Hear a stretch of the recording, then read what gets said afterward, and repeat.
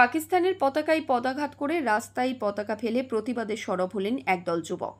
পূর্ব বর্ধমান জেলার মেমারির বাউনপাড়া মোড়ে রাস্তার ওপরে পাকিস্তানের পতাকা ফেলে সেই পতাকায় পদাঘাত করে তারা প্রতিবাদ করেন। প্রসঙ্গত, গত 22 তারিখ ভূস্বর্গ কাশ্মীরের পহেলগাঁওয়ে 28 জন পর্যটককে নির্মমভাবে হত্যা করা হয়। জঙ্গিদের গুলিতে তাদের মৃত্যু হয়। এই ঘটনার প্রতিবাদেই তারা এদিনের এই কর্মসূচি করে।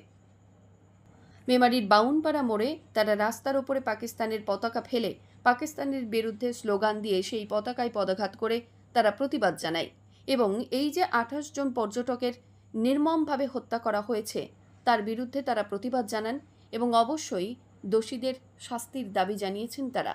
শুনব তারা কি বলছেন।